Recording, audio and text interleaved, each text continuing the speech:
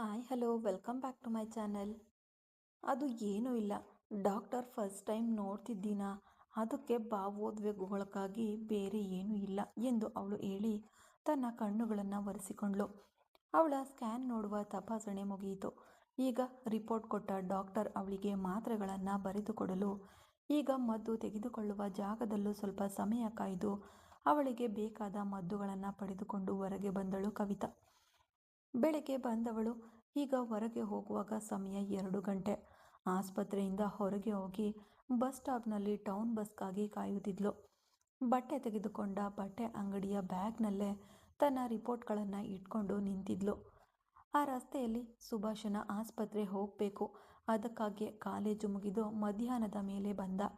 College ವಿದ್ಯಾರ್ಥಿಗಳಿಗೆ ರಜೆ ಇದ್ದರೂ ಅಲ್ಲಿ ಡಾಕ್ಟರ್ಸ್ ವೈದ್ಯಕೀಯ ಕಾಲೇಜು ಆಸ್ಪತ್ರೆಯಲ್ಲಿರುವ ರೋಗಿಗಳನ್ನು ನೋಡಲೇಬೇಕು. ಅದಕ್ಕೆ ಮಧ್ಯಾಹ್ನದವರೆಗೆ ಅಲ್ಲಿ ಡ್ಯೂಟಿಯಲ್ಲಿದ್ದು ಈಗ ತನ್ನ ಆಸ್ಪತ್ರೆಗೆ ಹೋಗುವುದಾಗಿ ಆ ರಸ್ತೆಯಲ್ಲಿ ಬಂದ ಸುಭಾಷ್ ಅಕಸ್ಮಾತ್ತಾಗಿ ಹೊರಗೆ ನೋಡಲು ಅಲ್ಲಿ ಬಸ್ಗಾಗಿ ಕಾಯುತ್ತಿದ್ದಳು ಕವಿತಾ. ಈಗ ಅವಳನ್ನು ತನ್ನ ಕಾರಿನಲ್ಲಿ ಹತ್ತಿಸ್ಕೊಂಡು ಅವಳ ಮನೆಯಲ್ಲಿ ಬಿಡೋಣ ಎನ್ನುವ ಆಲೋಚನೆ ಅವನಿಗೆ ಬರಲಿಲ್ಲ. ಅವಳ ಕುತ್ತಿಗೆಯಲ್ಲಿದ್ದ ಆ ತಾಳಿ ಸರ ಮಾತ್ರವೇ ಅವನ ಕಣ್ಣಿಗೆ ಕಾಣಿಸಿತು. ಸರಿಯಾಗಿ ಆ ಜಾಗದಲ್ಲಿ ಟ್ರಾಫಿಕ್ ಆಗಿ ಕಾರಲ್ಲೇ ನಿಂತುಕೊಂಡಿರಲು ಆ ಕಾರನ್ನೇನು ಕವಿತಾ ಗಮನಿಸಲಿಲ್ಲ. ದೇವ್ರೆ, ಕಾಲು ತುಂಬ ನೋಯ್ತಿದೆ, ಯಾವಾಗ ಈ ಬಸ್ ಬರುತ್ತೋ ಎಂದು ಬಸ್ಗಾಗಿ ಮಾತ್ರವೇ ಕಾಯುತ್ತಿದ್ಲು. ನನಗೂ ಆ ದುರಾದೃಷ್ಟವಂತೆಗೂ ಸಂಬಂಧವಿಲ್ಲ, ನಂಟು ಇಲ್ಲ, ಬಂಟು ಇಲ್ಲ ಅಂತ ಸಹಿ ಪಡೆದಾಯ್ತು. ಆದರೆ ಇನ್ನು ನಾನು ಕಟ್ಟಿದ ತಾಳಿ ಅವಳ ಕುತ್ತಿಗೆಯಲ್ಲೇ ಇದೆಯಲ್ಲ. ಅವಳ ಕುತ್ತಿಗೆಯಲ್ಲಿರುವ ಆ ತಾಳಿಯನ್ನು ನೋಡುತ್ತಾ ನೋಡುತ್ತಾ ಮೈಯೆಲ್ಲ ಹುರಿದೋಗ್ತಿದೆ. ಬೇಗನೆ ಆ ತಾಳಿಯನ್ನು ಅವಳ ಕುತ್ತಿಗೆಯಿಂದ ಬಿಚ್ಚಿ ಕಿತ್ಕೊಳ್ಬೇಕು ಎಂದು ಯೋಚಿಸುತ್ತಿದ್ದ. ಸರಿ, ಯಾಕೆ ತಡ ಮಾಡೋದು, ಇವತ್ತೇ ಕೇಳೋಣ ಎಂದು ಅವನು ಕಾರ್ ಡೋರ್ ಓಪನ್ ಮಾಡಲು ಪ್ರಯತ್ನಿಸುವಾಗ ಟೌನ್ ಬಸ್ ಅವನ ಕಾರಿನ ಮುಂಭಾಗದಲ್ಲಿ ಬಂದು ನಿಂತಿತು. ಈಗ ಜನರಿಂದ ತುಂಬಿದ ಆ ಬಸ್ನಲ್ಲಿ ಓಡಿ ಹೋಗಿ ಹತ್ಕೊಂಡ್ಲು ಕವಿತಾ. ಸರಿ, ಈಗ ಆಸ್ಪತ್ರೆಗೆ ಹೋಗ್ತಿದ್ರೇನಂತೆ, ಬಸ್ ಫಾಲೋ ಮಾಡ್ಕೊಂಡು ಹೋದ್ರೆ ಅವಳು ಎಲ್ಲಿ ಇಳಿತಾಳೋ ಅಲ್ಲಿಟ್ಟು ಕೇಳ್ಬೋದು ಎಂದು ಯೋಚಿಸಿದವನು ಈಗ ಆ ಬಸ್ನ ಹಿಂದೆಯೇ ಫಾಲೋ ಮಾಡ್ಕೊಂಡು ಹೋದ. ಗಾಂಧಿಪುರಂ ಬಸ್ ನಿಲ್ದಾಣದಲ್ಲಿ ಇಳಿದವಳು ಅಲ್ಲಿಂದ ಅವಳ ಹಳ್ಳಿಗೆ ಹೋಗುವ ಬಸ್ ಸಿದ್ಧವಾಗಿ ಹೊರಗೆ ಬಂತು. ಆವಾಗಲೇ ಓಡಿ ಹೋಗಿ ಆ ಬಸ್ ಹತ್ತಿದಳು. ಅಷ್ಟರಲ್ಲೇ ಇನ್ನೊಂದು ಬಸ್ಸ ಇರಿಟೇಟಿಂಗ್ ಆಗಿದೆ, ಇವತ್ತು ಬೇಡವೇ ಬೇಡ, ಆಸ್ಪತ್ರೆಗೆ ಹೋಗೋಣ ಎಂದು ಅಲ್ಲಿಂದ ತನ್ನ ಆಸ್ಪತ್ರೆಗೆ ಹೊರಟೋದ ಸುಭಾಷ್. ಕಾವೇರಿ ತುಂಬ ಹೊತ್ತು ನಿದ್ರಿಸಿದವಳು ಈಗ ಕಣ್ಣು ತೆರೆದು ನೋಡಲು ಅವಳ ಪಕ್ಕದಲ್ಲಿ ಮಲಗಿದ್ದ ಕಲ್ಯಾಣ್ ಕನಸು ನಿಜವೋ ಎಂದು ತಿಳಿಯದವಳು ಈಗ ಲಘುವಾಗಿ ಕಣ್ಣುಜ್ಜಿಕೊಳ್ಳುತ್ತಾ ನೋಡಿದ್ಲು. ಏನು ಕಾವೇರಿ, ಕನಸು ಅಂತ ಅಂದ್ಕೊಳ್ತಿದೀಯಾ? ನಾನು ನಿಜವಾಗಿಯೂ ಬಂದಿದ್ದೀನಿ. ಅಮ್ಮ ಫೋನ್ ಮಾಡಿದ್ರು, ನೀನೇನೋ ಮುಖ್ಯವಾದ ವಿಷಯ ನನ್ನ ಹತ್ರ ಮಾತಾಡಬೇಕು ಅಂತ ಹೇಳಿದ್ರು. ಅದಕ್ಕೆ ಬಂದೆ. ಹೇಳು, ಏನು ವಿಷಯ ಮಾತಾಡಬೇಕು ಎಂದು ಕೇಳಿದ ಕಲ್ಯಾಣ್. ನಾಚಿಕೆ ಅರಳಿದ ಮುಖದೊಂದಿಗೆ ಲಘುವಾಗಿ ಮುಗುಳ್ನಕ್ಕವಳು ಹೇಗೆ ಹೇಳುವುದೆಂದು ತಿಳಿಯದೆ ತವಕಿಸುತ್ತಿದ್ಲು. ಅವಳ ಕೆನ್ನೆಗಳನ್ನು ತನ್ನ ಕೈಗಳಲ್ಲಿ ಹಿಡಿದುಕೊಂಡು ಅವಳನ್ನು ನೇರವಾಗಿ ನೋಡುವಂತೆ ಮಾಡಿದ ಕಲ್ಯಾಣ್. ಹೇಳು ಕಾವೇರಿ, ನಿನ್ನ ಮುಖದಲ್ಲಿ ಈ ನಾಚಿಕೆ ಯಾವುದಕ್ಕೆ? ನೀನು ಏನೋ ನನ್ನ ಹತ್ರ ಹೇಳಬೇಕು ಅಂತ ಬರ್ತೀಯಾ, ಆದರೆ ನಾಚ್ಕೊಳ್ತೀಯಾ ಎಂದು ಕಲ್ಯಾಣ್ ಕೇಳ್ದ. ನೀವು ಅಪ್ಪ ಆಗಲಿದ್ದೀರಾ ಎಂದು ಹೇಳಲು ಈಗ ಸಂತೋಷದಲ್ಲಿ ಮಂಚದ ಮೇಲೆ ಕುಳಿತಿದ್ದವಳನ್ನು ಹಾಗೆಯೇ ಎತ್ತಿ ಕೈಯಲ್ಲಿ ಹಿಡ್ಕೊಂಡು ಸುತ್ತಿದನು ಕಲ್ಯಾಣ್. ಅಪ್ಪ ಆಗುತ್ತಿದ್ದೇನೆ ಎಂಬ ಸಂತೋಷದಲ್ಲಿ ಕಾವೇರಿಯನ್ನು ಎತ್ತಿ ಸುತ್ತಿಸುತ್ತಿದ್ದ ಕಲ್ಯಾಣ್. ಕಾವೇರಿ, ಈಗಲೇ ಚೆಕಪ್ಗೆ ಹೋಗೋಣ ಎಂದು ಹೇಳಿದವನು ತಕ್ಷಣವೇ ಅವಳನ್ನು ಕರ್ಕೊಂಡು ಕೆಳಗೆ ಹೋದ. ಅವನಿಗಾಗಿ ಇಡೀ ಕುಟುಂಬವೇ ಕಾಯ್ತಿತ್ತು. ಅಭಿನಂದನೆಗಳು ಕಲ್ಯಾಣ್, ನೀನು ಅಪ್ಪ ಆಗ್ತಿದ್ದೀಯಾ. ಈ ವೇಳೆಗೆ ನಿನ್ನ ಹೆಂಡತಿ ನಿನಗೆ ಹೇಳಿರ್ಬೇಕಲ್ವಾ ಎಂದು ವಸಂತಿ ಹೇಳಿದ್ರು. ಹೌದು ಅಮ್ಮ, ನಾನು ತುಂಬ ಸಂತೋಷವಾಗಿದ್ದೀನಿ. ಇದನ್ನೇ ನಾನು ಎದುರು ನೋಡ್ತಿದ್ದೆ ಎಂದನು ಸಂತೋಷದಿಂದ. ಸರಿ ಕಣೋ, ನೀನು ತಕ್ಷಣವೇ ಅವಳನ್ನು ಚೆಕಪ್ಗೆ ಕರ್ಕೊಂಡು ಹೋಗು ಎಂದು ಹೇಳಿದ್ರು. ಈಗ ಕಲ್ಯಾಣ್, ಅಮ್ಮ ನೀವು ಬನ್ನಿ ಎಂದು ವಸಂತಿಯನ್ನು ಕರ್ಕೊಂಡು ಚೆಕಪ್ಗೆ ಹೋದನು ಕಲ್ಯಾಣ್. ಯಮುನಾಗೆ ಹೊಟ್ಟೆ ಎಲ್ಲ ಹುರಿದೋಗೋಯ್ತು. ಏನಿದು ಹೀಗಾಯಿತು, ಇವಳಿಗೆ ಹೇಗೆ ಮಾಡೋದು, ಅಯ್ಯೋ ಆ ಗರ್ಭವನ್ನು ಹೇಗೆ ನಾಶ ಮಾಡೋದು ಎಂದು ಯೋಚಿಸುತ್ತಾ ನಿಂತಿದ್ಲು ಯಮುನಾ. ಏನೇ ಒಂದೇ ಸಮನೆ ಯೋಚನೆ ಜೋರಾಗಿದೆ ಎಂದು ಹತ್ತಿರ ಬಂದನು ಪ್ರವೀಣ್. ಈಗ ಅವಳು ಕೊಠಡಿಯ ಬಾಗಿಲನ್ನು ಚಿಲಕ ಹಾಕಿ ಅವನ ಹತ್ತಿರ ಬಂದು ಮೈಗೆ ಒರಗಿ ಕುಳಿತುಕೊಳ್ಳುವಂತೆ ಕುಳಿತಳು ಯಮುನಾ. ಏನು ಮೇಡಮ್, ಮಧ್ಯಾಹ್ನದ ಹೊತ್ತಿನಲ್ಲಿ ಬಾಗಿಲು ಚಿಲಕ ಹಾಕ್ತಿದ್ದೀರಾ? ಹತ್ತಿರ ಬಂದಿದ್ದೀರಾ? ಏನು ಸಮಾಚಾರ ಎಂದು ಅವನು ಕೇಳ್ದ. ಪ್ರವೀಣ್, ನನಗೆ ಮಗು ಬೇಕು ಎಂದು ಹೇಳುತ್ತಲೇ ಅವನ ಹೆಗಲ ಮೇಲೆ ವಾಲಿ ಬಿದ್ದಳು ಯಮುನಾ. ದಿಢೀರಂತ ಕೇಳಿದ್ರೆ ಮಗುವನ್ನೆಲ್ಲ ಕೊಡಲು ಸಾಧ್ಯವಿಲ್ಲ. ಬೇಕಿದ್ರೆ ಬೊಂಬೆ ಕೊಡಿಸುತ್ತೇನೆ, ಓಕೆನಾ ಎಂದು ಅವಳನ್ನ ನೋಡಿ ವ್ಯಂಗ್ಯವಾಗಿ ಅವನು ಕೇಳ್ದ. ಇಲ್ಲ ಪ್ರವೀಣ್, ನೀವು ವ್ಯಂಗ್ಯ ಮಾಡಬೇಡಿ. ನಿಜವಾಗಿಯೂ ಹೇಳುತ್ತಿದ್ದೇನೆ, ನನಗೆ ಮಗು ಬೇಕು ಎಂದಳು ಯಮುನಾ. ಇದನ್ನೇ ತಾನೇ ನಾನು ಮುಂಚೆಯೇ ನಿನ್ಗೆ ಹೇಳಿದ್ದು. ನೀನೇ ಬೇಡ ಅಂದೆ. ಈಗ ನೀನೇ ಬಂದು ನನ್ನ ಮಗು ಬೇಕು ಅಂತ ಕೇಳ್ತಿದ್ದೀಯಾ? ಏನು ನೀನು ಕೇಳಿದ್ರೆ ನಾನು ಕೊಡಬೇಕಾ? ಬೇಡ ಅಂದರೆ ದೂರ ಹೋಗಿ ಮಲಗಬೇಕಾ? ಹಾಗೆಲ್ಲ ಆಗಲ್ಲ. ಹೋಗಿ ಬಾಗಿಲು ತೆಗೆದು ಹೊರಗೆ ಹೋಗಿ ಕೆಲಸ ನೋಡು ಎಂದು ಹೇಳಿ ಎದ್ದನು ಪ್ರವೀಣ್. ಪ್ರವೀಣ್, ನನಗೆ ಗೊತ್ತಿಲ್ಲ, ನನಗೆ ಮಗು ಬೇಕು ಎಂದವಳು ತಕ್ಷಣವೇ ಅವನನ್ನು ಮಂಚದ ಮೇಲೆ ತಳ್ಳಿ ಅವನ ಮೇಲೆ ಬಿದ್ದಳು ಯಮುನಾ. ಯಮುನಾ, ಹೇಳಿದ್ರೆ ಕೇಳು, ಇದು ಮಧ್ಯಾಹ್ನದ ಸಮಯ. ಯಾರಾದರೂ ಬಂದಿದ್ರೆ ತಪ್ಪಾಗ್ಬಿಡುತ್ತೆ ಎಂದನು. ನನಗೆ ಅದೆಲ್ಲ ಗೊತ್ತಿಲ್ಲ, ನನಗೀಗಲೇ ಬೇಕು ಎಂದು ಮಗುವಿನಂತೆ ಹಠ ಹಿಡಿದ್ಲು. ಅವಳೇ ತನ್ನ ಬಟ್ಟೆಗಳನ್ನು ತೆಗೆದು ಅವನ ಮೇಲೆ ಬೀಳಲು ಈಗ ಗಂಡಸು ಏನು ಮಾಡ್ತಾನೆ, ಬಂದದ್ದೇ ಲಾಭ ಎಂದು ಅವಳನ್ನು ಅಪ್ಪಿಕೊಂಡನು ಪ್ರವೀಣ್. ದೀರ್ಘಕಾಲದ ಸಂಗಮದ ನಂತರ ಅವಳನ್ನು ಬಿಟ್ಟು ಎದ್ದವನು, ಇದೇ ರೀತಿ ರಾತ್ರಿ ವೇಳೆಯಲ್ಲಿ ಇದ್ದಿದ್ರೆ ಇಷ್ಟೊತ್ತಿಗೆ ನಿನ್ನ ಹೊಟ್ಟೆಯಲ್ಲೂ ಒಂದು ಮಗು ಇರ್ತಿತ್ತು. ಯಾರಾದರೂ ಒಬ್ಬರಿಗೆ ಮಗು ಹುಟ್ಟಲಿದೆ ಎಂದಾಗ ಮಾತ್ರ ನಿನಗೂ ಮಗು ಬೇಕು ಅಂತ ಆಸೆ ಬರುತ್ತಾ ಯಮುನಾ? ಈ ಗುಣವನ್ನು ಬದಲಾಯಿಸ್ಕೊ. ನಮಗಂತಲೇ ಖಂಡಿತ ಒಂದು ಮಗು ಹುಟ್ಟಬೇಕು. ಅದನ್ನು ಪೂರ್ಣ ಮನಸ್ಸಿನಿಂದ ನೀನು ಅಂದ್ಕೊಳ್ಬೇಕು. ಅದನ್ನು ಬಿಟ್ಟು ನಿನ್ನ ತಂಗಿ ಗರ್ಭಿಣಿಯಾಗಿದ್ದಾಳೆ ಎಂಬ ಕಾರಣಕ್ಕಾಗಿ ಮಗು ಹೆರಬೇಕು ಅಂತ ಅಂದುಕೊಳ್ಬೇಡ. ನಿನ್ನಿಂದ ನೆಮ್ಮದಿಯಾಗಿ ಬಾಳಲು ಸಾಧ್ಯವಿಲ್ಲ ಎಂದು ಹೇಳಿದನು. ಅವಳು ಈಗ ಮುಖ ಗಂಟಿಕ್ಕಿ ನೋಡ್ತಾ ಇದ್ಲು. ಸರಿ, ಹಾಗೆ ನೋಡಬೇಡ. ನಾನೀಗ ಆಫೀಸ್ಗೆ ಹೋಗಬೇಕು, ಹೋಗಿ ಬರ್ತೀನಿ. ರಾತ್ರಿ ಇದಕ್ಕಿಂತಲೂ ನಿನಗೆ ಹೆಚ್ಚಾಗಿಯೇ ನೀಡುತ್ತೇನೆ ಎಂದು ಲಘು ಅಮಲಿನಲ್ಲಿ ಅವಳಿಗೆ ಒಂದು ಮುತ್ತು ಕೊಟ್ಟು ಸ್ನಾನ ಮಾಡಲು ಹೋದನು ಪ್ರವೀಣ್. ಸ್ವಲ್ಪ ಸಮಯದಲ್ಲಿ ಸ್ನಾನ ಮುಗಿಸಿ ಬಂದವನು ಯಾರ ಕಣ್ಣಿಗೂ ಬೀಳುವ ಮುನ್ನ ಆಫೀಸ್ಗೆ ಹೊರಟು ಹೋದನು. ಆದರೆ ಗಂಗಾ ಇದನ್ನು ಗಮನಿಸಿದಳು. ಯಮುನಾಳ ಕೊಠಡಿಯೊಳಗೆ ಹೋದಳು ಗಂಗಾ. ಈಗ ಸ್ನಾನ ಮುಗಿಸಿ ಬಟ್ಟೆ ಬದಲಾಯಿಸಿಕೊಂಡು ಸುಸ್ತಾಗಿ ಮಲಗಿದ್ದಳು ಯಮುನಾ. ಏನಾಯ್ತು ಯಮುನಾ? ಮೈದುನ ಈಗಷ್ಟೇ ಸ್ನಾನ ಮಾಡಿ ಹೋಗ್ತಿದ್ದಾರೆ. ನೀನು ನೋಡಿದ್ರೆ ಈಗ ಮತ್ತೆ ಸ್ನಾನ ಮಾಡಿ ಮಲಗಿದ್ದೀಯಾ ಎಂದು ಅವಳನ್ನು ನೋಡಿ ಕೇಳಿದ್ಲು. ತುಂಬ ದಿನ ಆಯಿತು, ಅದಕ್ಕೆ ಇವತ್ತು ಮ್ಯಾಟಿನಿ ಶೋ ಎಂದು ಯಮುನಾ ಸಹ ಅವಳನ್ನು ನೋಡಿ ನಗುತ್ತಾ ಹೇಳಿದ್ಲು. ಏನು ಯಮುನಾ, ಸದ್ಯಕ್ಕೆ ಮಗು ಬೇಡ, ಚೆನ್ನಾಗಿ ಎಂಜಾಯ್ ಮಾಡಿ ಆಮೇಲೆ ಮಗು ಹೆರ್ಬೋದು ಅಂತ ಹೇಳ್ತಿದ್ದೆ. ಈಗ ಯಾಕೆ ಈಗ ಮಧ್ಯಾಹ್ನದ ಹೊತ್ತಿನಲ್ಲೇ ಇಷ್ಟೊಂದು ಅವಸರ ಎಂದು ಅವಳು ಕೇಳಿದ್ಲು. ಆ ಕಾವೇರಿಗಿಂತ ಮುಂಚೆ ಈ ಮನೆಗೆ ಒಂದು ವಾರಸುದಾರನನ್ನು ನಾನು ಎತ್ಕೊಡ್ಬೇಕು ಗಂಗಾ ಎಂದಳು. ಆದರೆ ಅವಳು ಗರ್ಭಿಣಿ ಆಗಿದ್ದಾಳೆ, ಈಗ ಹೇಗೆ ನೀನು ಎಂದು ಗಂಗಾ ಕೇಳಿದ್ಲು. ಅದೆಲ್ಲ ಸಾಧ್ಯವಾಗುತ್ತೆ ಕಣೆ ಎಂದು ಹೇಳಿದವಳು ಈಗ ಗಂಗಾಳನ್ನು ನೋಡ್ತಾ ಇದ್ಲು. ಬೇಡ ಯಮುನಾ, ನೀನು ಮಾತನಾಡುವುದು ಸರಿಯಿಲ್ಲ. ಏನೇ ಆದರೂ ಅವಳು ನಮ್ಮ ಜೊತೆ ಹುಟ್ಟಿದವಳೆ ತಾನೆ. ಯಾವುದಕ್ಕಾಗಿ ಹೀಗೆ ಅವಳ ಹೊಟ್ಟೆಯಲ್ಲಿರುವ ಗರ್ಭವನ್ನು ಅಳಿಸ್ಬೇಕು ಅಂತ ಯೋಚಿಸುತ್ತಿದ್ದೀಯಾ ಎಂದು ಗಂಗಾ ನೇರವಾಗಿಯೇ ಕೇಳಿಬಿಟ್ಲು. ಅದೇ ಗಂಗಾ, ನಾನು ಹೇಳದೆಯೇ ಅರ್ಥ ಮಾಡ್ಕೊಂಡೆ ಎಂದಳು ಯಮುನಾ. ಅವಳಿಗಿಂತ ಮುಂಚೆ ಮಗು ಇರಲು ಸಾಧ್ಯ ಅಂತ ನೀನು ಒತ್ತಿ ಹೇಳುವಾಗಲೇ ನನಗೆ ಅರ್ಥ ಆಯಿತು ಯಮುನಾ. ಆದರೆ ಬೇಡವೇ, ಇವೆಲ್ಲ ತಪ್ಪು, ತುಂಬ ಪಾಪ, ಅದನ್ನು ಮಾತ್ರ ಮಾಡಬೇಡ ಎಂದು ಹೇಳಿ ಈಗ ಅವಳ ಕೊಠಡಿಯಿಂದ ಹೊರಗೆ ಹೋದಳು ಗಂಗಾ. ನೀನು ಬೇಕಿದ್ರೆ ಪಾಪ ಪುಣ್ಯ ನೋಡು, ಆದರೆ ನಾನು ನೋಡಲ್ಲ. ನಾನು ಅಂದುಕೊಂಡಿದ್ದನ್ನು ಸಾಧಿಸಿಯೇ ತೀರಿಸುತ್ತೇನೆ ಎಂದು ಅಹಂಕಾರ ಹಿಡಿದವಳಂತೆ ಕಾಲಿನ ಮೇಲೆ ಕಾಲು ಹಾಕಿ ಮಲಗಿದ್ದಳು ಯಮುನಾ. ಬಸ್ಸಿನಿಂದ ಇಳಿದು ನಡೆದುಕೊಂಡು ಹೋಗುವಾಗಲೇ ಮಂಪರು ಆವರಿಸಿದಂತಿತ್ತು ಕವಿತಾಗೆ. ಬೆಳಿಗ್ಗೆ ತಿಂದಿದ್ದು ಮಧ್ಯಾಹ್ನ ತಿನ್ನಲೇ ಇಲ್ಲ. ಸರಿ, ಮನೆಗೋಗಿ ತಿನ್ನೋಣ ಎಂದು ಯೋಚಿಸುತ್ತಾ ಸ್ವಲ್ಪ ವೇಗವಾಗಿಯೇ ಹೆಜ್ಜೆ ಇಟ್ಟು ನಡ್ಕೊಂಡು ಹೋದ್ಲು ಕವಿತಾ. ಅವಳು ನಡೆದುಕೊಂಡು ಹೋಗುವಾಗ ಆ ಹಳ್ಳಿಯ ಜನರು, ಏನು ಕವಿತಾ, ಆಸ್ಪತ್ರೆಗೆ ಹೋಗಿದ್ಯಾ, ಮಗು ಹೇಗಿದೆ ಎಂದು ಪ್ರತಿಯೊಬ್ಬರು ಕುಶಲ ವಿಚಾರಿಸಲು ಅವಳು ಅವರಿಗೆ ನಗುಮುಖದಿಂದಲೇ ಉತ್ತರಿಸುತ್ತಾ ಮನೆಗೋದ್ಲು. ಈಗ ಅವಳು ತನ್ನ ಮನೆಯನ್ನು ತಲುಪಿದ್ಲು. ಮನೆಯ ಮುಂದೆ 2 ತೆಂಗಿನ ಮರ, ಅದಕ್ಕೆ ಹೊಂದಿಕೊಂಡಂತೆ ಒಂದು ಸ್ನಾನದ ಮನೆ ಮತ್ತು ಒಂದು ಶೌಚಾಲಯ ಸಿಮೆಂಟ್ ಶೀಟ್ನಿಂದ ಮೇಲ್ಛಾವಣಿ ಮಾಡಿ ಕಟ್ಟಲಾಗಿತ್ತು. ಬಾಗಿಲಿನಲ್ಲಿ ತೆಂಗಿನ ಗರಿಗಳಿಂದ ಹೆಣೆದು ಹಾಕಿತ್ತು. ಆ ಜಗಲಿಯಲ್ಲಿ ಹೋಗಿ ಸ್ವಲ್ಪ ಹೊತ್ತು ಕುಳಿತಳು ಕವಿತಾ. ಹೆಂಚಿನ ಮನೆ ಅದು. ಹೊರಗಡೆ 2 ದೊಡ್ಡ ಜಗಲಿಗಳು, ಒಳಗೆ ಒಂದು ಅಡುಗೆ ಮನೆ. ಅದನ್ನು ಅರ್ಧ ಭಾಗ ತಡೆಗೋಡೆ ಮಾಡಿದಂತಿತ್ತು. ಅಲ್ಲಿದ್ದ ಉದ್ದನೆಯ ಅಂಗಳ, ಅಲ್ಲಿದ್ದ ಒಂದೇ ಒಂದು ರೂಮ್ ಇರುವಂತಿತ್ತು ಕವಿತಾ ಮನೆ. ನಂತರ ಮೆಲ್ಲನೆ ಎದ್ದವಳು ಮೇಲಿನ ಅಂಚಿನೊಳಗೆ ತೂರಿಸಿ ಇಡಲಾಗಿದ್ದ ಬೀಗದ ಕೈ ತೆಗೆದು ಬಾಗಿಲು ತೆಗೆದುಕೊಂಡು ಒಳಗೆ ಹೋದಳು. ದೊಡ್ಡದಾಗಿ ಸೌಕರ್ಯಗಳೇನು ಇಲ್ಲದ ಕಾರಣ ದಿನವೂ ಕೆಲಸ ಮಾಡಿದ್ರೆ ಮಾತ್ರ ಊಟ ಎಂಬ ಪರಿಸ್ಥಿತಿಯೇ ಅವಳ ಕುಟುಂಬವದ್ದು. ಅವಳ ಅಪ್ಪ ಸುಭಾಷ್ ಮನೆಯಲ್ಲಿ ಡ್ರೈವರ್ ಆಗಿ ಕೆಲಸದಲ್ಲಿದ್ರು. ಅವಳ ಅಮ್ಮ ಕೂಡ ಅದೇ ಮನೆಯಲ್ಲಿ ಅಡುಗೆ ಕೆಲಸ ಮಾಡ್ತಿದ್ದವರು.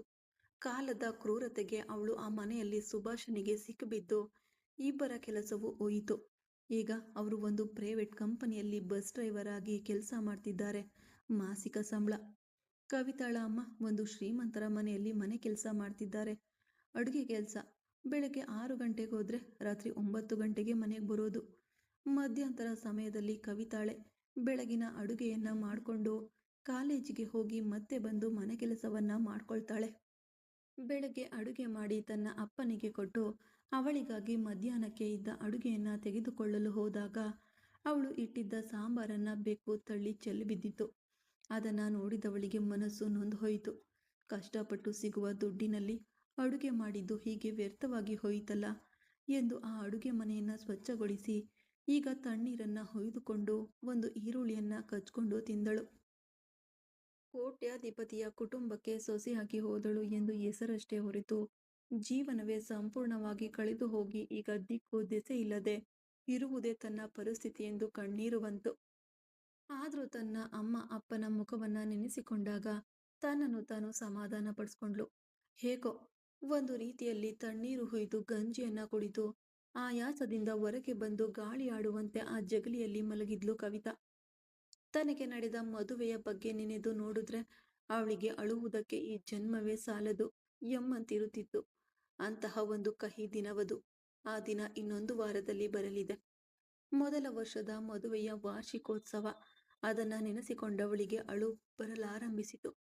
ಜಗಲಿಯಲ್ಲಿ ಮಲಗಿದಂತೆಯೇ ಅಳುತ್ತಾ ಬೆದ್ದಿದ್ದಳು ಕವಿತಾ. ಯಾಕೋ ಸುಭಾಷನ ಮುಖ ಅವಳ ಕಣ್ಮುಂದೆ ಬಂದು ಹೋಯಿತು. ಸ್ವಲ್ಪ ಹೊತ್ತು ಮಲಗಿದ್ದವಳು ಮನಸ್ಸು ತುಂಬಾ ನೋಯುತ್ತಿದೆ, ದೇವಸ್ಥಾನಕ್ಕಾದ್ರೂ ಹೋಗೋಣ ಎಂದು ಯೋಚಿಸಿದವಳು ಈಗ ಎದ್ದು ಮತ್ತೊಮ್ಮೆ ಸ್ನಾನ ಮಾಡಿ ತನ್ನ ಸೀರೆಯನ್ನ ಬದಲಾಯಿಸಿಕೊಂಡು ಹತ್ತಿರದ ಟೌನ್ನಲ್ಲಿರುವ ದೇವಸ್ಥಾನಕ್ಕೆ ಹೋದ್ಲು. ಹೆಚ್ಚೇನೂ ಇಲ್ಲ. ಅವಳ ಮನೆಯಲ್ಲೇ ಅರಳಿದ ಹೂವುಗಳಿಂದ ಕಟ್ಟಿದ ಮಾಲೆಯನ್ನ ಮಾತ್ರ ತೆಗೆದುಕೊಂಡು ದೇವಸ್ಥಾನದೊಳಗೆ ಹೋಗಿ ಪೂಜೆ ಮಾಡಿ ಬಂದು ಪಕ್ಕದಲ್ಲಿ ಕುಳಿತಿದ್ದಳು ಕವಿತಾ. ಆಗ ಅವಳು ನಿರೀಕ್ಷಿಸಿರಲಿಲ್ಲ ಅದೇ ದೇವಸ್ಥಾನಕ್ಕೆ ಬಂದನು ಸುಭಾಷ್. ಅವನನ್ನ ನೋಡಿದವಳು ದೇವಸ್ಥಾನಕ್ಕೆ ಬಂದಿರಬೇಕು, ನಮ್ಮನ್ನ ನೋಡಿದ್ರೆ ಯಾಕೆ ಅನಗತ್ಯ ಟೆನ್ಷನ್ ಎಂದು ಕಂಬದ ಹಿಂದೆ ಕುಳಿತುಕೊಂಡಳು ಕವಿತಾ. ಆದ್ರೆ ಅವನು ಕೂಡ ಅವಳು ಆ ದೇವಸ್ಥಾನಕ್ಕೆ ಬಂದಿದ್ದನ್ನ ನೋಡಿಯೇ ಮನೆಗೆ ಹೋದವನು ಅರ್ಧ ದಾರಿಯಲ್ಲೇ ದೇವಸ್ಥಾನದೊಳಗೆ ಬಂದನು. ಅವನು ತನ್ನನ್ನು ನೋಡ್ಬಿಡಬಾರ್ದು ಎಂದು ಕವಿತಾ ಅಡಗಿ ಕುಳಿತಿರಲು ಈಗ ಆ ಕಂಬದ ಹಿಂದೆ ಕುಳಿತಿರುವ ಕವಿತಾಳ ಮುಂಭಾಗದಲ್ಲಿ ಬಂದು ನಿಂತನು ಸುಭಾಷ್. ಈಗಷ್ಟೇ ಅವನ ಕಾಲನ್ನ ನೋಡಿ ತಲೆ ಎತ್ತಿ ಅವನ ಮುಖವನ್ನ ನೋಡಿದಳು. ಕೋಪ ಮುಖದಲ್ಲಿ ತಾಂಡವವಾಡ್ತಿತ್ತು. ಸರಿ, ಇವತ್ತೇನು ಗ್ರಹಚಾರದಂತೆ ಇದೆ. ಕವಿ, ನೀನು ಸರ್ಕಾರಿ ಆಸ್ಪತ್ರೆಗೆ ಹೋಗಿದ್ಯಲ್ಲ, ಅಲ್ಲಿ ಡಾಕ್ಟರ್ ಏನಾದರೂ ಹೇಳಿದ್ದಾರೇನೋ, ಮತ್ತೆ ಮಗುವಿನ ಬಗ್ಗೆ ಮಾತನಾಡಲು ಬಂದ್ಬಿಟ್ಟಿದ್ದಾನೇನೋ. ಏನೇ ನಡೆದ್ರೂ ನೀನು ಮಗುವನ್ನ ಮಾತ್ರ ಕೊಲ್ಬೇಡ್ವೆ ಎಂದು ತನಗೆ ತಾನೇ ಮಾತನಾಡಿಕೊಳ್ಳುತ್ತಾ ಮೆಲ್ಲಗೆ ಎದ್ದು ಅವನ ಮುಂಭಾಗದಲ್ಲಿ ನಿಂತಳು ಕವಿತಾ. ತಡ ಮಾಡಲಿಲ್ಲ. ಈಗ ನೇರವಾಗಿ ಅವಳಲ್ಲಿ ಮಾತನಾಡಿದನು ಸುಭಾಷ್. ಇಲ್ಲಿ ನೋಡು ಕವಿತಾ, ನಿನ್ನತ್ರ ನಾನು ಮಾತಾಡಬಾರ್ದು ಅಂದ್ಕೊಂಡಿದ್ದೆ. ಸಂದರ್ಭ ಮತ್ತು ಪರಿಸ್ಥಿತಿ ಮಾತನಾಡಿಸುತ್ತಿದೆ. ನಿನ್ನ ಕುತ್ತಿಗೆಯಲ್ಲಿರುವ ತಾಳಿ ಇಷ್ಟರವರೆಗೆ ನನ್ನನ್ನು ನೆಮ್ಮದಿಯಿಂದ ಇರಲು ಬಿಡ್ತಿಲ್ಲ. ನಿನಗೂ ನನಗೂ ಯಾವುದೇ ಸಂಬಂಧವಿಲ್ಲ. ತಾಳಿಯನ್ನು ಕಳಚಿ ನನಗೆ ಕೊಡು ಎಂದು ನೇರವಾಗಿಯೇ ಕೇಳಿದನು ಸುಭಾಷ್. ಕೇಳುವವನಿಗೆ ಅದರ ನೋವು ತಿಳಿಲಿಲ್ಲ. ಅವಳಿಗೆ ಹೆಚ್ಚಾಗಿ ನೋವಾಯಿತು. ಭೂಮಿ ಎರಡಾಗಿ ಸೀಳಿದಂತೆ ಭಾಸವಾಯಿತು. ತನ್ನ ಕಣ್ಣುಗಳನ್ನು ಮೀರಿ ಬಂದ ಕಣ್ಣೀರನ್ನ ತಡೆಯಲಾಗದೆ ಹತ್ಬಿಟ್ಲು. ಅವಳ ಅಳುವನ್ನ ನೋಡಿದವನು, ಇಲ್ಲಿ ನೋಡು, ಹತ್ತು ಸೀನ್ ಮಾಡಬೇಡ. ಈ ಅಳುವಿಗೆ ಮರುಳಾಗುವವನು ಈ ಸುಭಾಷ್ ಅಲ್ಲ. ನನಗೆ ಬೇಕಾಗಿರುವುದು ನಾನು ನಿನ್ನ ಕುತ್ತಿಗೆಗೆ ಕಟ್ಟಿದ ಆ ತಾಳಿ ಮಾತ್ರ. ಅದನ್ನ ಕಳಿಸ್ಕೊಡು ಎಂದು ಹಠವಾಗಿ ಅವನು ನಿಂತ. ಏನ್ ಮಾಡುವುದೆಂದು ತಿಳಿಯದೆ ತವಕದಿಂದ ನಿಂತಿದ್ದಳು ಕವಿತಾ. ಏನ್ ಯೋಚನೆ ಮಾಡ್ತಿದ್ದೀಯಾ? ಕೊಡಲು ಸಾಧ್ಯವಿಲ್ಲ, ನಾನೇ ಕಳಿಸಿಕೊಳ್ಳಲ ಎಂದು ಆ ತಾಳಿ ಸರದ ಮೇಲೆ ಅವನು ಕೈ ಇಡಲು ಅವನ ಕೈಯನ್ನ ಹಿಡಿದಳು ಕವಿತಾ. ಅವಳ ಕೈ ತನ್ನ ಮೇಲೆ ತಾಗುತ್ತಿದ್ದಂತೆ ವೇಗವಾಗಿ ತನ್ನ ಕೈಯನ್ನ ಕಿತ್ತುಕೊಂಡನು ಸುಭಾಷ್. ಯಾವುದೋ ವಸ್ತು ಕೈಗೆ ತಾಕಿದಂತೆ ತನ್ನ ಕರ್ಚಿಫ್ ತೆಗೆದು ಆ ಕೈಯನ್ನು ಒರೆಸಿಕೊಂಡು ಅವಳ ಮುಂಭಾಗದಲ್ಲೇ ನಿಂತುಕೊಂಡನು. ಅದನ್ನು ನೋಡಿದವಳಿಗೆ ಅಷ್ಟೊಂದು ದೊಡ್ಡ ವೇದನೆಯಾಯಿತು. ಎದುರಿಗಿರುವವರ ನೋವನ್ನು ಸ್ವಲ್ಪವೂ ಅರಿಯದೆ ತನ್ನ ಕೈಯನ್ನು ಒರೆಸಿಕೊಂಡು ಅವಳನ್ನು ನೋಡಿದನು. ನನ್ನ ಕೈ ಹಿಡಿಯಲು ನಿನಗೆ ಎಷ್ಟು ಧೈರ್ಯವಿದ್ದೆ? ಸಾಧ್ಯ ಹೇಳು ಎಂದು ಕೋಪದಿಂದ ಮಾತನಾಡ್ದ. ಏನು ಮಾತನಾಡುತ್ತಿದ್ದೀರಾ? ದಿಢೀರನೆ ದೇವಸ್ಥಾನಕ್ಕೆ ಬಂದು ತಾಳಿ ಕಳಿಸ್ಕೊಡು ಅಂತ ಕೇಳ್ತಿದ್ದೀರಾ? ನಾನು ನಿಮ್ಮ ಹತ್ರ ಏನನ್ನೂ ಕೇಳಲಿಲ್ಲ. ನಿಮ್ಮ ಆಸ್ತಿ ಪಾಸ್ತಿ ಸುಖ ಯಾವುದು ನನಗೆ ಬೇಡ. ಯಾಕೆ ನನ್ನ ಮಗುವಿಗೆ ನಿಮ್ಮ ಇನ್ಷಿಯಲ್ ಕೂಡ ಬೇಡ. ಪ್ಲೀಸ್ ಈ ತಾಳಿಯನ್ನು ಬಿಟ್ಬಿಡಿ. ಈ ತಾಳಿ ಮಾತ್ರವೇ ಈಗ ನನಗೊಂದು ರಕ್ಷಣೆಯಾಗಿದೆ. ಕುತ್ತಿಗೆಯಲ್ಲಿ ತಾಳಿ ಇಲ್ಲದೆ ನಾನು ಮಗುವನ್ನು ಹೇಗಿರೋದು? ನೋಡುವವರು ತಪ್ಪಾಗಿ ಮಾತನಾಡುವುದಿಲ್ವಾ ಎಂದು ಅವಳು ತನ್ನ ಕಡೆಯೇ ನ್ಯಾಯವನ್ನು ಅವನಿಗೆ ಹೇಳಿದ್ಲು. ಅದನ್ನು ಕೇಳುವ ಮನಸ್ಥಿತಿ ಅವನು ಇರಲಿಲ್ಲ. ಸೂಪರ್, ತುಂಬ ಚೆನ್ನಾಗಿದೆ ಎಂದು ಕೋಪದಿಂದ ಕೂಡಿದ ವ್ಯಂಗ್ಯದ ನಗೆಯಿಂದ ಅವಳನ್ನು ನೋಡಿದವನು, ಏನು ನಿನ್ನ ಕಷ್ಟಕ್ಕೆ ಎಂದಾದರೂ ಈ ತಾಳಿ ಸರ ನೆರವಾಗುತ್ತಾ ಎಂದು ಯೋಚಿಸುತ್ತಿದ್ದೆಯಲ್ವಾ? 11,000 ಮಾರಿದ್ರೆ 4-5 ಲಕ್ಷ ಹಣ ಸಿಗುತ್ತೆ. ಅದನ್ನು ಇಟ್ಕೊಳ್ಬೋದು ಎಂದು ಯೋಚಿಸುತ್ತಿದ್ದೀಯಾ? ಅದೇನಾ ಎಂದು ಸ್ವಲ್ಪ ಕೀಳಾಗೆ ಅವಳನ್ನು ನೋಡಿ ಕೇಳ್ದ. ತನ್ನ ಕಣ್ಣೀರನ್ನು ಒರೆಸಿಕೊಂಡವಳು ಈಗ ಅವನನ್ನು ನೇರವಾಗಿ ತೀಕ್ಷ್ಣವಾದ ದೃಷ್ಟಿಯಿಂದ ನೋಡಿ, 1 ನಿಮಿಷ ಎಂದವಳು. ಅಲ್ಲೇ ಅಮ್ಮನವರ ದೇವಸ್ಥಾನದಲ್ಲಿ ತಾಳಿ ವರ ಕೇಳಿ ಬಹಳಷ್ಟು ಜನರು ಮರಕ್ಕೆ ತಾಳಿ ಕಟ್ಟಿದ್ರು. ಅದರಲ್ಲಿ ಒಂದು ಅರಿಶಿಣದ ದಾರದಲ್ಲಿ ಅರಿಶಿಣ ಕೊಂಬು ಕಟ್ಟಿದ್ದ ದಾರವನ್ನು ತೆಗೆದುಕೊಂಡವಳು ಅವನ ಕಣ್ಣೆದುರಿಗೆ ಅದನ್ನು ಕುತ್ತಿಗೆಗೆ ಕಟ್ಕೊಂಡು ಈಗ ಅವನು ಕಟ್ಟಿದ ಅಂದರೆ ಅವನು ಹಾಕಿದ 11,000 ಚಿನ್ನವನ್ನು ಕಳಚಿ ಅವನ ಕೈಗೆ ನೀಡಿದಳು ಕವಿತಾ. ನನ್ನ ಕುತ್ತಿಗೆಯಲ್ಲಿದ್ದಿದ್ದು ತಾಳಿ ಎಂದು ಗೌರವಿಸಿಯೇ ಇಷ್ಟೊಂದು ದಿನ ಹಾಕಿಕೊಂಡಿದ್ದೆ. ಆದರೆ ನಿಮ್ಮ ಮಟ್ಟಿಗೆ ಅದು ಬರೀ ಚಿನ್ನ ಅಷ್ಟೇ ತಾನೇ? ನನಗೆ ತಿಳಿಯದೆ ಹೋಯಿತು. ನಿಮಗೆ ಸೇರಿದ್ದು ನಿಮಗೆ ಕೊಟ್ಬಿಟ್ಟೆ. ಇದ್ರ ಮೇಲೆ ದಯವಿಟ್ಟು ನನ್ನನ್ನು ನೋಯಿಸಿ ನೋಡಬೇಡಿ ಎಂದವಳು ತನ್ನ ಕಣ್ಣೀರನ್ನು ಒರೆಸಿಕೊಂಡು ಆ ಜಾಗದಿಂದ ಹೊರಡಲು ಪ್ರಯತ್ನಿಸಿದ್ಲು.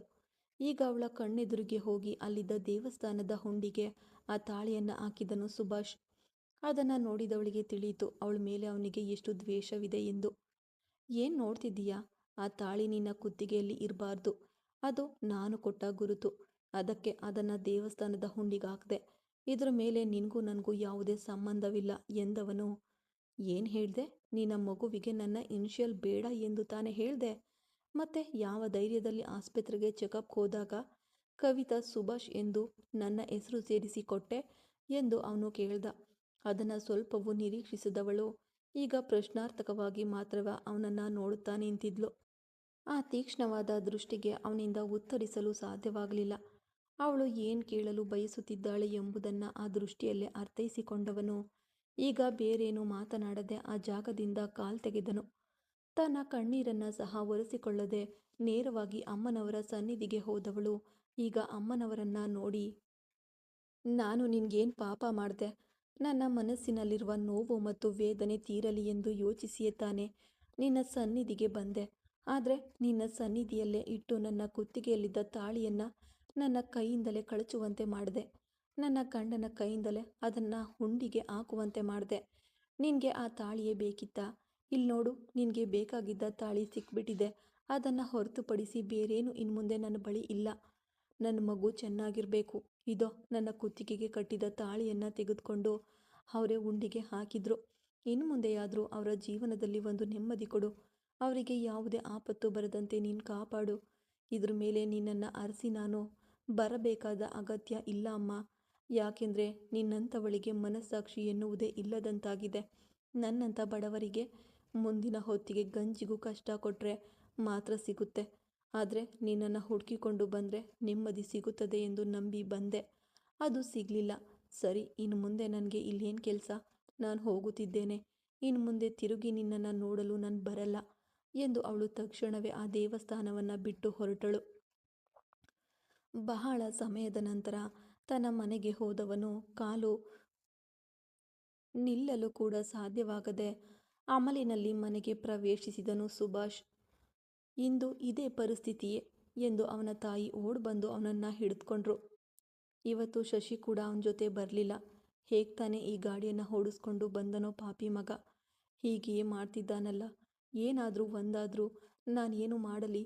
ಒಂದೇ ಒಂದು ಕಣ್ಣಿನ ಮಣಿಯಂತೆ ಒಬ್ಬ ಗಂಡು ಮಗನನ್ನು ಹೆತ್ತು ಇವತ್ತು ಅವನ ಜೀವನ ಪಾಳು ಬಿದ್ದು ಬೀದಿಯಲ್ಲಿ ಎಂದು ತವಕ ಪಡ್ತಿದ್ರು. ಆಗಲೇ ಸುಭಾಷ್ ಅವಳು ನನ್ನನ್ನು ಬಿಟ್ಟು ಪೂರ್ತಿಯಾಗಿ ಹೊರಟೋದ್ಲು. ಇನ್ನು ಮುಂದೆ ಅವಳಿಗೂ ನನಗೂ ಸಂಬಂಧವೇ ಇಲ್ಲ. ಅವಳು ಹೇಳ್ತಾಳೆ ನನ್ನ ಇನ್ಷಿಯಲ್ ಕೂಡ ಮಗುವಿಗೆ ಹಾಕಲ್ವಂತೆ ಎಂದು ಅಮಲಿನಲ್ಲಿ ಅವನು ತನ್ನ ತಾಯಿಯ ಬಳಿ ಹೇಳುತ್ತಿರಲು ಈಗಷ್ಟೇ ಕವಿತಾ ಗರ್ಭಿಣಿಯಾಗಿರುವ ವಿಷಯ ತಿಳಿದಿದ್ದು ಸುಭಾಷನ ಅಮ್ಮನಿಗೆ. ಹೋಗ್ಬಿಟ್ಲು, ಅವಳು ಹೊರಟೋದ್ಲು ಎಂದು ಹಂಬಲಿಸುತ್ತಿರಲು ಅವನನ್ನು ಹಿಡಿದು ಸೋಫಾದಲ್ಲಿ ಕೂರಿಸಿ ಒಳಗೆ ಹೋಗಿ ಸ್ವಲ್ಪ ಮಜ್ಜಿಗೆಗೆ ಶುಂಠಿ ಬೆರೆಸ್ಕೊಂಡು ಬಂದು ಅವನಿಗೆ ಕುಡಿಯಲು ಕೊಟ್ಟರು. ಅವನು ಕುಡಿಯಲು ಸಾಧ್ಯವಿಲ್ಲ ಎಂದು ಮಕ್ಕಳು ಟಾನಿಕ್ ಕುಡಿಯಲು ಹಠ ಹಿಡಿಯುವಂತೆ ಹಠ ಮಾಡ್ತಿದ್ದ. ಹೇಗೋ ಕೊನೆಗೆ ಅವನಿಗೆ ಆ ಮಜ್ಜಿಗೆಯನ್ನು ಕುಡಿಸಿದ್ರು. ನಂತರ ಸುಭಾಷ್, ನೀನು ಏನು ಹೇಳ್ತಿದ್ದೀಯಾ? ಕವಿತಾ ಮಗುವಿಗೆ ಇನ್ಷಿಯಲ್ ಹಾಕಲ್ವಾ? ಹಾಗಾದರೆ ನೀನು ಏನು ಹೇಳ್ತಿದ್ದೀಯಾ? ನನಗೇನು ಅರ್ಥ ಆಗ್ತಿಲ್ಲ ಎಂದು ಹೇಳಲು, ಅಮ್ಮ, ಅವಳು ಗರ್ಭಿಣಿಯಾಗಿದ್ದಾಳೆ. ಕದ್ದು ಮುಚ್ಚಿ ನನ್ನಿಂದ ಮಗುವನ್ನು ಪಡ್ಕೊಂಡು ಈಗ ನನ್ನ ಹತ್ತಿರವೇ ಅಹಂಕಾರದಿಂದ ಮಾತನಾಡ್ತಿದ್ದಾಳೆ ಎಂದು ಅವನು ಅಸಂಬದ್ಧವಾಗಿ ಏನೇನೋ ಪಟಪಟಿಸುತ್ತಿದ್ದ. ಆ ತಾಯಿಗೆ ಮಾತ್ರ ಆಸೆ, ಹೇಗಾದರೂ ಮಗು ಹುಟ್ಟಿದ್ರೆ ಕವಿತಾ ಜೊತೆ ಅವನು ಸೇರಿ ಬಾಳುವುದಿಲ್ವೇನೋ, ನನ್ನ ಕುಟುಂಬ ಮತ್ತೆ ಸಂತೋಷವಾಗಿ ಇರುವುದಿಲ್ವೇನೋ ಎಂಬ ಯೋಚನೆಯಲ್ಲಿ ವೇಗವಾಗಿ ಹೋಗಿ ಪೂಜಾ ಕೋಣೆಯಲ್ಲಿ ಅಲ್ಲಿದ್ದ ಅಮ್ಮನವರ ದೇವಿಯ ವಿಗ್ರಹಕ್ಕೆ ಪೂಜೆ ಮಾಡಿದ್ರು. ತಾಯೇ, ನಿನ್ನನ್ನೇ ನೆಚ್ಕೊಂಡು ನಾನು ಇಷ್ಟೊಂದು ದಿನಗಳಿಂದ ಪೂಜಿಸುತ್ತಿದ್ದೇನೆ. ಕುಲದೇವರು ನೀನು. ಈ ಕುಟುಂಬವನ್ನು ನೀನೇ ಕಾಪಾಡಬೇಕು. ನನ್ನ ಸೊಸೆಗೆ ಒಳ್ಳೆ ರೀತಿಯಲ್ಲಿ ಮಗು ಹುಟ್ಟಿ ಸುಭಾಷ್ ಅವಳನ್ನು ಅರ್ಥ ಮಾಡಿಕೊಂಡು ಸ್ವೀಕರಿಸಬೇಕು.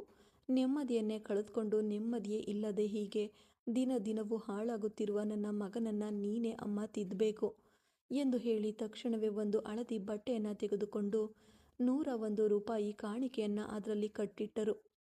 ನನ್ನ ಸೊಸೆಗೆ ಒಳ್ಳೆಯ ರೀತಿಯಲ್ಲಿ ಮಗು ಹುಟ್ಟಿದ ತಕ್ಷಣ ಆ ಮಗುವಿಗೆ ಹೆಸರಿಡುವಾಗ ಮಗುವಿನ ಕೈಯಿಂದಲೇ ನಿನ್ನ ಸನ್ನಿಧಿಯಲ್ಲಿ ಈ ಕಾಣಿಕೆಯನ್ನು ಸಲ್ಲಿಸುತ್ತೇನೆ ಎಂಬ ಹರಕೆಯನ್ನು ಹೊತ್ತು ಆ ಕಟ್ಟಿಟ್ಟ ಕಾಣಿಕೆಯನ್ನು ಆ ಅಮ್ಮನವರ ವಿಗ್ರಹದ ಮುಂದೆ ಇಟ್ಟರು ಆ ತಾಯಿ. ಈ ಕಡೆ ಕಾವೇರಿಗೆ ತಪಾಸಣೆಗಳನ್ನು ಮಾಡ್ತಾ ಇದ್ರು. ವಸಂತಿ ಮತ್ತು ಕಲ್ಯಾಣ್ ಡಾಕ್ಟರ್ ಕೋಣೆಯಲ್ಲಿ ಕಾಯ್ತಾ ಇದ್ರು. ತಪಾಸಣೆಗಳು ಮುಗಿದ ಸ್ಕ್ಯಾನ್ ಮಾಡುವಾಗ ಕಲ್ಯಾಣನ್ನ ಅಲ್ಲೇ ಕೆಲಸ ಮಾಡುವ ನರ್ಸ್ ಬಂದು ಕರೆದ್ರು. ಈಗ ಕಲ್ಯಾಣ್ ಸ್ಕ್ಯಾನ್ ನೋಡುವ ಕೋಣೆಯೊಳಗೆ ಹೋದನು. ಆಗಷ್ಟೇ 45 ದಿನಗಳಾಗಿದ್ದವು. ಸ್ಕ್ಯಾನ್ನಲ್ಲಿ ಈಗಷ್ಟೇ ಮಗು ಸರಿಯಾಗಿ ಕಾಣಿಸುವುದಿಲ್ಲ. ಕಲ್ಯಾಣ್ ಇನ್ನು ಕೆಲವು ತಿಂಗಳುಗಳಾಗುವ ಮಗುವನ್ನು ಚೆನ್ನಾಗಿ ನೋಡಬಹುದು. ಆಮೇಲೆ ಕಾವೇರಿ ತುಂಬ ಮುಖ್ಯ. ಈಗಷ್ಟೇ ನಿನಗೆ 45 ದಿನಗಳಾಗಿವೆ. ತುಂಬ ಜಾಗರೂಕತೆಯಿಂದ ಇರಬೇಕು. ಹೆಚ್ಚಾಗಿ ಪ್ರಯಾಣ ಮಾಡಬಾರ್ದು ಎಂದು ಹಲವು ಸಲಹೆಗಳನ್ನು ಡಾಕ್ಟರ್ ಕೊಟ್ಟರು. ಅವರು ಹೇಳುವುದಕ್ಕೆ ಪ್ರತಿಯಾಗಿ ಕಲ್ಯಾಣ್ ಈಗ ತಲೆಯಾಡಿಸುತ್ತಿದ್ದನು. ಎಲ್ಲ ತಪಾಸಣೆಗಳು ಮುಗಿದು ಈಗ ಅವಳಿಗೆ ಬೇಕಾದ ವಿಟಮಿನ್ ಮಾತ್ರೆಗಳನ್ನು ಪಡ್ಕೊಂಡು ಮನೆಗೆ ಕರ್ಕೊಂಡು ಹೋದನು ಕಲ್ಯಾಣ್. ವಸಂತಿ ಹೇಳಲೇಬೇಕಿಲ್ಲ. ತನ್ನ ಸೊಸೆ ಯಾವಾಗ ತಾಯಿಯಾಗ್ತಾಳೆ ಎಂದು ಕಾಯುತ್ತಿದ್ದ ವಸಂತಿಗೆ ಈಗ ಭೂಮಿಯಲ್ಲ ಆಕಾಶದಲ್ಲೇ ತೇಲುತ್ತಿರುವಂತೆ ಇತ್ತು. ಮನೆಗೆ ಅವರು ಮೂವರು ಹೋದರು. ಈಗ ಸರಿಯಾಗಿ ಕಲ್ಯಾಣ್ ತಂದೆ ಸಹ ಮನೆಯಲ್ಲಿ ಕಾಯ್ತಾ ಇದ್ರು. ಬಂದ ವೇಗದಲ್ಲಿ ವಸಂತಿ, ನೀವು ತಾತ ಆಗಲಿದ್ದೀರಾ ಎಂದು ಸದ್ದು ಮಾಡಿ ಹೇಳಿದ್ರು. ಆ ಮನೆಯ ಸದಸ್ಯರೆಲ್ಲರೂ ಹಾಲಿನಲ್ಲಿ ಕೂಡಿದ್ರು. ಕಲ್ಯಾಣ್ಗೆ ಅವನ ತಮ್ಮಂದಿರೆಲ್ಲರೂ ಶುಭಾಶಯಗಳನ್ನು ಹೇಳಿದ್ರು. ಅವನ ತಂದೆ ಸಹ ತನ್ನ ಮಗನಿಗೂ ಸೊಸೆಗೂ ಶುಭಾಶಯ ಹೇಳಿದ್ರು. ಈಗ ಕಾವೇರಿಯನ್ನ ನೆಲದಲ್ಲ ತನ್ನ ಕೈಗಳಲ್ಲೇ ಎತ್ತಿಕೊಂಡು ನಡೆಯಲು ಬಿಡದೆ ತನ್ನ ಮಲಗುವ ಕೋಣೆಗೆ ಎತ್ಕೊಂಡು ಹೋದನು ಕಲ್ಯಾಣ್. ಮುಂದುವರಿಯುವುದು ಮುಂದಿನ ಭಾಗದಲ್ಲಿ. ಕತೆ ಇಷ್ಟ ಆದರೆ ಲೈಕ್ ಮಾಡಿ, ಕಮೆಂಟ್ ಮಾಡಿ, ಯಾಕೆ ಸಪೋರ್ಟ್ ಮಾಡ್ತಾ ಇರಿ. Thanks for watching friends.